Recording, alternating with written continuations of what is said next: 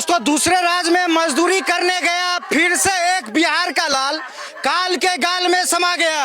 और देखिए पीछे में परिवार के लोग हैं। दूसरे राज्य में मार करके टांग दिया गया और बिहार में मातम मनाया जा रहा है। और मात्र 25 साल का लड़का था दीपक सदा, और देखिए उनकी पत्नी आज बेवा हो गई है। दो बच्चे अनाथ हो गए हैं। मात्र 10,000 15,000 के लिए दूसरे राज्य में गया था।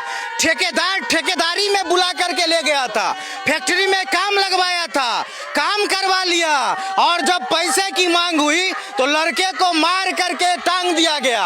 और ऐसा आरोप लगा रहे हैं कि लाखों रुपया का काम करवाया गया था, और जब मांगता था तो उसको धमकी दिया जाता था, रहने के लिए जगह नहीं दिया जाता था, 12-12 घंटा काम करवाया जाता था। और दोस्तों, बीते 20 साल 25 साल में बिहार के नेताओं ने इस तरीके से बर्बाद कर दिया है कि बिहार के गांव घर का परिवार का एक एक मर्द दूसरे राज्य में जा करके धक्का खाता है। चाहे 15 साल आरजेडी की सरकार हो, चाहे 15 साल भाजपा जदयू की सरकार हो, सारे नेताओं ने बिहार को लूटा। सारे नेता अमीर हो गए, लेकिन बिहार के गरीब के गरीब रह गए।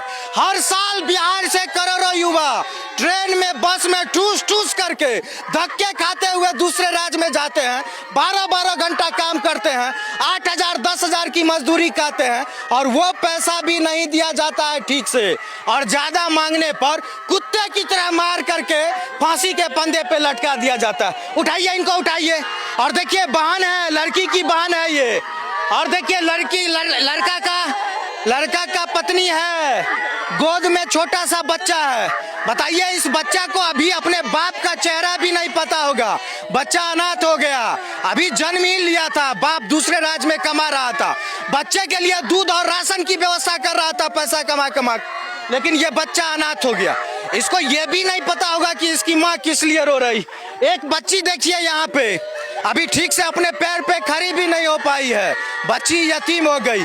इसके भविष्य का क्या होगा? एक बाप था जो दूसरे राज्य में कमाता था, बिहार में रोजगार नहीं है, उसको भी मार दिया गया। कौन खाना देगा? कहां से कपड़ा आएगा? कहां से परिवार चलेगा? कहां से बच्चा को शिक्षा मिलेगा? और देखिए बेशर्म नेता रोसड़ा विधानसभा का विधायक, इतना बड़ा घटना हो गया, लेकिन विधायक जी को कोई मतलब नहीं है। खुद दलित परिवार समाज से आते हैं। आज दलितों की स्थिति देखिए। समस्तीपुर की सांसद 200 करोड़ रुपया के जमीन घोटाला का आरोप लगा है। कहां से उनको गरीब का और दलित का दर्द दिखेगा? बहुत दुखद घटना हुई है। समस्तीपुर जिला के सिंघिया थाना क्षेत्र के नीरपुर गररिया गांव में दीपक सदा के साथ दूसरे राज्य में पूरा घटना आपको बताते हैं और परिवार का दर्द दिखाते हैं कि किस तरह से इतनी बड़ी घटना होने के बाद भी कोई कानूनी मदद नहीं।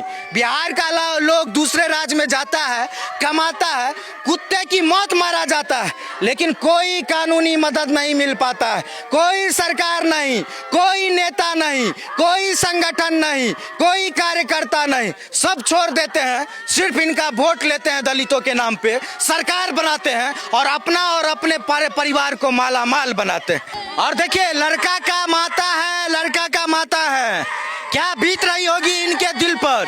सोचे थे बेटा गया है दूसरे राज्य, कुछ कमा के भेजेगा तो परिवार का आर्थिक स्थिति सही होगा, सही से खाना पानी मिलेगा, लेकिन बताइए आंसू के सिवा कुछ नहीं मिला।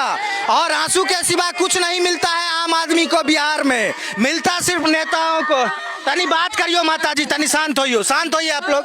पानी पिलाइए इनको, पानी पियो तनी, हमरा बतबू बताइए, तब ये लोग समझते जानते यहाँ के मदद मिलते। तन चुप रहियो। की नाम रहे बेटा के? दीपक नाम रहे। कहाँ घर भेल अहाँ के? भरारिया, नीरपुर भरारिया। अहाँ के बेटा कहाँ काम करत रहे? कौन राज्य में? दिल्ली में कहाँ? के ले गेले? केकरा साथे गेले रहे? नोएडा में रे। केकरा साथे गेल रहे बेटा की भए गेल अहाँ के? ठेकेदार ले गेल रहे। ठेकेदार ले गेले रहे। की भेल अहाँ के बेटा के माताजी? मांगे चलती भले, पैसा मांगलके नहीं दलकै, वहाँ पर फसरी लगा के मार दलकै गे।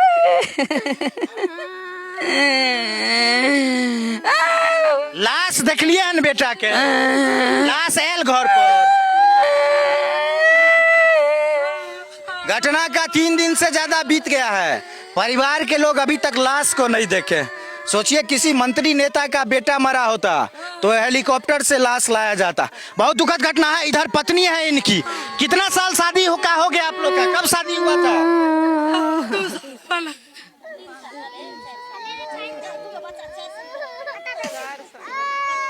बोलने की स्थिति में ये लोग नहीं है। बहुत दुखद घटना है। बगल में मुखिया जी हैं, इनसे बात करते। इधर आ जाइए मुखिया जी।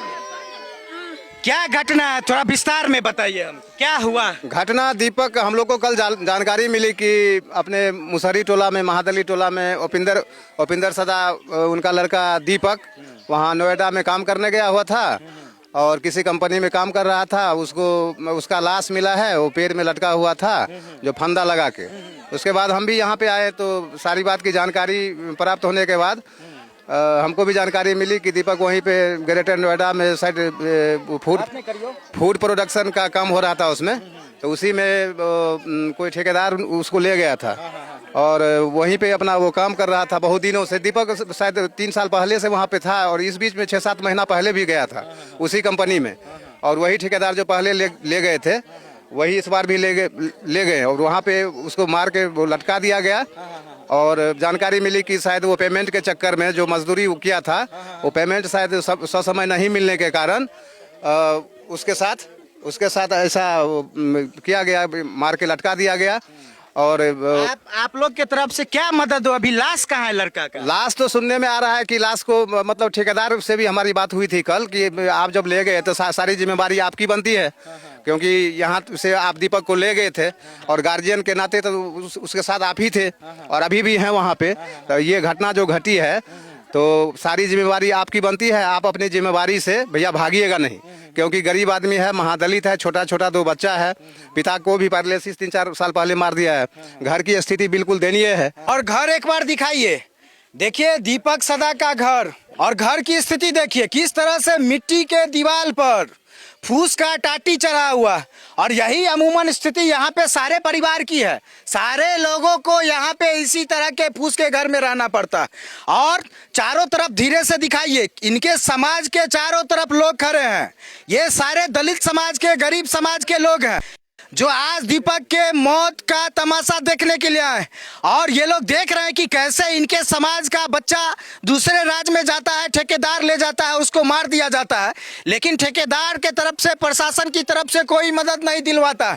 ये लोग अपने परिजनों के लिए डरे हुए हैं। और देखिए इधर दीपक के पिताजी यही ना है, और देखिए दीपक के पिताजी हैं, पैरालिसिस है, खड़ा नहीं हो सकते हैं पैर से। पूरा 4 साल से शरीर बर्बाद हो गया। बाप कमाने लायक नहीं है, माँ बूढ़ी हो चुकी है, परिवार में 2 छोटे बच्चे। इन्हीं लोगों के लिए तो ठोकर खाने के लिए दीपक गया था नोएडा, दिल्ली में, लेकिन मिला क्या? पैसा नहीं, उनको मौत मिला, मौत। उसके बाद आज भी हमसे बात हुई तो हम बोले कि भाई अगला प्रक्रिया वहाँ पे क्या हुआ। हुकुमदेव जी उनका नाम है, शायद यहाँ अपने लोकल बंदा की तरफ के कोई गांव के हैं जो ठेकेदार ले गए थे। तो उनके द्वारा कहा गया कि हम वहाँ पे हॉस्पिटल तक हम नहीं गए। भाई आप जब गार्जियन थे आपको हॉस्पिटल तक तो जाना चाहिए। मतलब आप ले गए ठेकेदारी कराने, लेकिन हॉस्पिटल भी नहीं गए। लावारिस लाश को भी पुलिस प्रशासन ले जाकर अपना पोस्टमार्टम करा के तहकीकात करती है कि कहाँ का बॉडी है, क्या है, नहीं है। जब आप ले गए लेकिन अभी तक आप हॉस्पिटल उस बच्चे के साथ नहीं है, ये भी तो शर्मनाक और दुर्भाग्य की बात है कि आपने उसको हॉस्पिटल तक भी उसकी स्थिति के बारे में जानकारी के लिए आपने नहीं गया। ये तो बढ़िया बात नहीं हुआ। तो बोला कि नए पोस्टमार्टम आज हो जाएगा, लाश यहाँ से जाएगा। तो लाश जाएगा तो फिर लाश के साथ कौन आएगा, नहीं आएगा, बोला हमको इतना भी जानकारी नहीं है। मान लीजिए इसके दीपक का मासूम बच्चा है 2, इसको ना कोई देखने वाला बचा, ना कुछ हुआ। पिता भी पैरालिसिस मारा हुआ, वो भी बेचारे 3-4 साल से बेड पे पड़े हुए हैं। अब इसका क्या होगा, कौन जिम्मेवार होंगे, इसके बच्चा का लालन पालन कैसे होगा।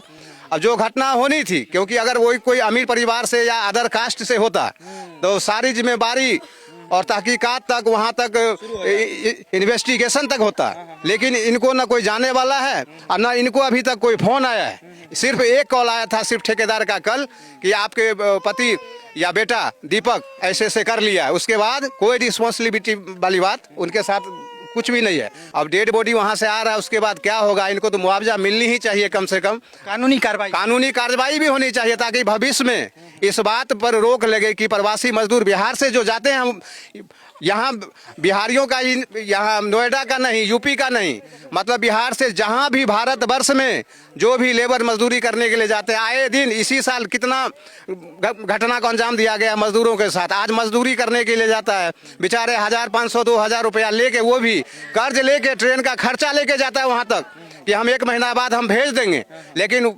उसके साथ ऐसा बर्ताव होता है। मैं सरकार से भी अनुरोध करना चाहूँगा कि आप भी इस पर लगाम कसें, ताकि बिहारी प्रवासी मजदूर को के साथ जो ऐसी ऐसी घटनाएं आए दिन होती रहती है, ऐसा नहीं होना चाहिए। और देखिए ये भी मजदूर है, उसी जगह पे काम करता था जहां पे दीपक सदा काम करता था, लेकिन इसकी किस्मत अच्छी थी कि समय रहते हुए वहां से भाग आया, नहीं तो जो हाल आज दीपक सदा की है वही हाल इसकी भी होती और इसको भी मार करके लटका दिया जाता। कहाँ पे साथ में काम करते थे?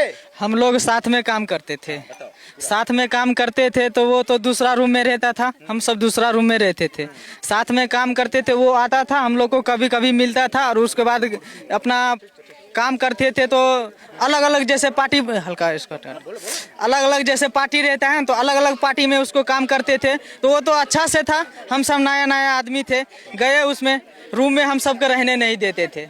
रूम में नहीं कौन नहीं रहने देता था? उसको वो लेबर जो है ना, ठेकेदार को लेबर सब थे ना, उस 4-5 थे उसमें से, वो सब नहीं रहने देते। यहाँ से जो काम करने जाता था उसको ठीक से रहने का भी व्यवस्था नहीं, व्यवस्था नहीं था उसको। मतलब यहाँ से जो लेबर जाता है 10 घंटा 12 घंटा काम करता है, लेकिन उसको सोने रहने का जगह नहीं मिल पाता है। सोने रहने तो उसमें जगह पहले से दूसरा आदमी उसमें था, हम सबको उसमें पहले फिट कर दिया। अरे जिसमें भीड़ था उसी में घुसा दिया। हाँ, जिसमें भेड़ बकरी के जैसा। हाँ, भेड़ बकरी के जैसा उसमें रहो, जगह नहीं हुआ, खाना खाओ, अपना चट्टा पर जाकर सो जाओ। और चट्टा पे कीड़ा मकोड़ा सब ऐसे आता था, कैसे भी करके कचमच करके हम सब सोते थे। फिर आते थे, फिर ठेकेदार बोलता था, सवेरे होता था, बोलो चलो काम करने के लिए, और कोई फैसला नहीं होता था। रूम में हम सब जाते थे तो 4-5 बंदा था उसमें से, बोलते थे क्या तुम लोग रूम से बाहर रहो, नहीं तो तुम लोग को पिटाई लग जाएगा। ऐसे करते करते हम सब डर के मारे। ठेकेदार जब ले गया था तो बोला था ना कि भाई रहने के लिए जगह देंगे, वो पहले बोला था कि रहने के लिए जगह देंगे, बाद में नहीं दिया। बाद में नहीं दिया। 8 दिन तक उसको रिक्वेस्ट किया कि ठेकेदार जी हम सबको दूसरा रूम दो, उसके बाद हम सब अच्छा से काम करेंगे। तो वो उसके बाद वो कुछ बोलबे नहीं करता था, बोलता था करना है तो करो, नहीं तो जाओ। दीपक के साथ क्या हो गया? दीपक के साथ पहले वो काम करता था, जो 3 साल से काम करता था वो, तो उसको बोले दीपक कौन ठेकेदार ले गया था दीपक? हुकुमदेव का कहाँ घर है? हुकुमदेव के बंदा दसौद में इधर बोल रहा है क्या, हुकुमदेव ही दीपक को ले गया था। हाँ। तुम कैसे बच के वहाँ से भागे, सो बताओ। वहाँ से हम बच के इस मामले तरीका और रहने का वहाँ का आदमी का कोई नियम नहीं था, कोई ढंग नहीं था। इसी करके हम सभी कैसे भी करके वहाँ से निकल के जान बचा के। पैसा वैसा मिला तुम लोग काम? पैसा उसा कुछ नहीं मिला, हम सबको गिरानी। दीपक के साथ क्या हुआ? दीपक के साथ वहाँ पर ये हुआ कि से दीपक बोले कि हम काम करेंगे, तो दीपक बोला कि से ठीक है। तो उसको भी बोला ठेकेदार अगर तुमको जाना है तो जाओ। तो दीपक बोला हमको पैसे दो, हम चले जाएंगे। तो दीपक को बोला वो अभी पैसा नहीं मिलेगा, करना है तो करो, नहीं तो तुम लोग इसी के साथ जाओ। तो दीपक बोला हम जितने महीना काम किया वो सब पैसा हमको लाओ, अभी हम निकल जाते हैं ये लोग के साथ। तो वो बोला कि से अगर कौन बोला? हुकुमदेव बोला। हुकुमदेव उसको बोला कि दीपक के साथ किसी पैसा लेना, उसको नहीं दिया। वो दीपक ने लोग चले आए, दीपक को पैसा के लिए रुक गया। हाँ, दीपक को पैसा नहीं मिला। फिर क्या हुआ हम सब वो बाहर आ गए।